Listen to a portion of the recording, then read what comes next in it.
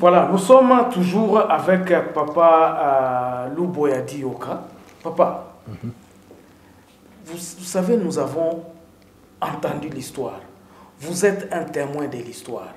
Aujourd'hui, la République démocratique du Congo est dans un gouffre que nous ne pouvons pas nier. Qu'est-ce que vous pensez? Quelle peut être la solution? Qu'est-ce que le président de la République aujourd'hui, M. Félix Antoine Tshisekedi Tshilombo, peut faire pour ne fût-ce que remettre, ou bien avoir une idée de remettre le pays sur les rails? Parce que l'année passée, nous l'avons vu parcourir le monde entier, en train d'aller chercher de l'argent, pendant que peut-être l'argent se trouve chez nous, mais vous pensez être... Est-ce qu'il n'est pas lui-même aliéné par cette idée que le colonialiste a laissée en place? Oui. L'actuel président a ses mérites, comme il a aussi ses défaillances. Le mérite qu'il a, c'est celui d'accéder au pouvoir dans un climat d'alternance pacifique.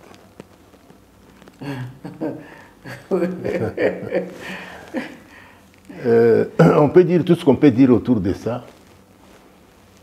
L'accord entre le président sortant et le président entrant, c'est quelque chose qui a ébranlé toute l'Afrique.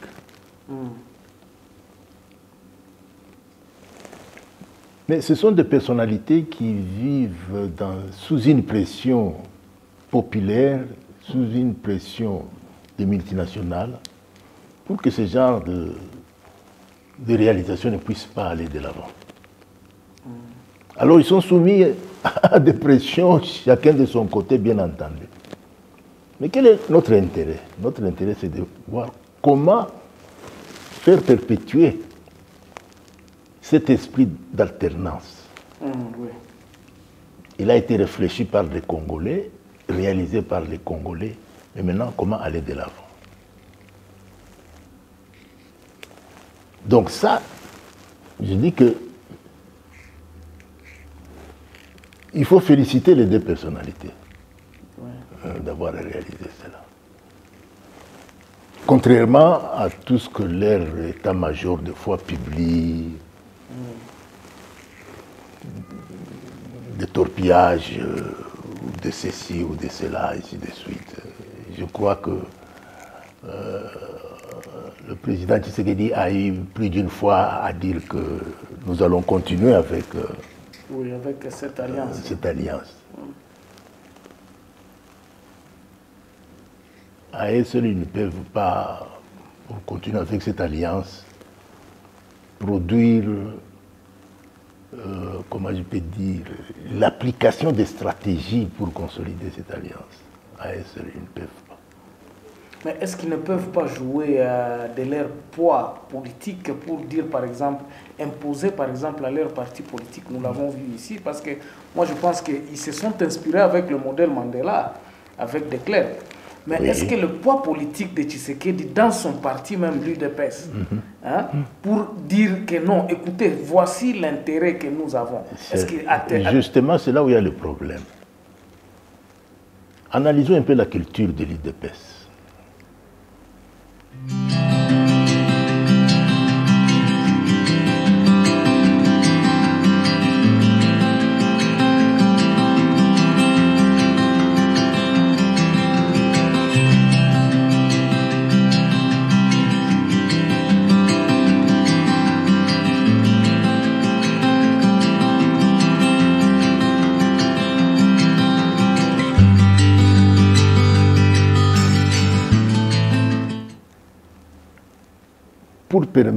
Pour dire que l'UDPS peut permettre à Tshisekedi de poser vis-à-vis de l'UDPS, bien entendu.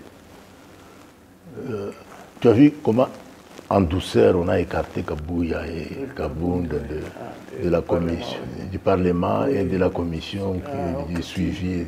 De l'accord. Politiquement, ce ne sont pas des choses faciles. Politiquement, il faut reconnaître, ce ne sont pas des choses faciles. Je disais tout à l'heure qu'il faut une rupture. Est-ce que nous avons cette culture? Mais il faut des gens qui doivent réfléchir sur cette rupture. Oui, oui, voilà. Comment est-ce qu'elle doit se passer? Je t'ai parlé tout à l'heure d'une réflexion pour voir comment éventuellement et tout cela, ainsi de suite.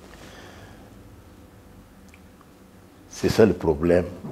Et moi, je situe ça effectivement dans les douleurs d'enfantement d'une bonne situation. Parce que quand je suis des fois la presse congolaise, vous assistez à certaines démonstrations qui détruisent effectivement les réactions des uns et des autres. Ce qui ne se faisait pas avant. Je prends l'exemple de Ngoï Kassange avec Mokia. Ngoï Kassange s'acharne à démontrer qu'il a les vrais documents et que Mokia n'a pas de vrais documents. Mokia tourne autour du pot que non, c'est moi qui ai acheté et tout cela, mais il n'exhibe pas le document des choses. Il reste dans l'historique des choses. Alors, si nous devons réfléchir, puisque nous avons à rompre avec les mauvaises habitudes, si nous devons réfléchir, à partir de là, nous pouvons tirer déjà. C'est un schéma qui reflète la situation générale du pays. Exact. Donc, pour moi, l'actuel président, certainement, va arriver à la fin de son mandat. On peut tout dire, il arrivera à la fin de son mandat. Parce que nous vivons... En 2023. En 2023, il va arriver à la fin de son mandat. Parce que les contraintes dont il est l'objet ne sont pas faciles. Mais les contraintes aussi que son partenaire est en train de dire aussi ne sont pas faciles. Ce sont des choses qu'on n'a pas connues en 60. Quand Lumumba et Kasavubu se sont battus. Exactement. Ces contraintes n'ont pas existé. Aujourd'hui, nous vivons toute une autre circonstance des choses. Les gens réfléchissent, les gens réagissent, même s'ils réagissent bêtement. Parce qu'il y a des gens qui réagissent bêtement, effectivement. Mais heureusement qu'il y a des répliques qui démontrent que monsieur est là. Et l'opinion finira par comprendre des réactions qui cherchent un certain positionnement politique et des réactions qui cherchent une solution véritable au développement du pays. Est-ce que vous pensez que l'ancien président, tout en étant dans cette coalition, a-t-il vraiment cette envie à ce que le Congo puisse aller en avant, sans lui? Ou bien voudrait-il encore revenir aux affaires? Revenir aux affaires ou ne pas revenir aux affaires, ça, ce n'est pas mon problème. Mon problème est simplement le suivant. Ce monsieur est resté au pouvoir pendant 18 ans. 18 ans. Ok? Il sait les contraintes d'être le président de la République. Il sait, dans ces conditions, il connaît les nuits blanches qu'il a passées, il connaît tout cela. Mais le simple, ça c'est mon point de vue maintenant, le simple fait qu'il n'ait jamais pensé aller à l'étranger, à rester dans le pays. Ça, moi, j'apprécie. Et malgré tout ce qui se raconte, je ne le vois pas revenir au pouvoir. Bon. Non. Mais par contre... Mais son camp peut le pousser. Il y a des gens qui chantent Kabila. Mais c'est ça que je dis, que les gens qui chantent que Kabila revienne au pouvoir, qu'ils ne reviennent pas au pouvoir, c'est leur droit. Acceptons ça. Oui. C'est leur droit. Est-ce que donc, j'ai parlé du poids politique sur la vision du Congo. Par exemple, nous savons que Tshisekedi est parti partout, il dit nous allons rester dans cette alliance-là pour le Congo. Est-ce que sincèrement, c'est ce que j'ai dit, si nous voyons comment les gens sont en train de s'acharner, est-il sincère? Est-il une autre vision que celle qu'ils ont eue pendant 18 ans?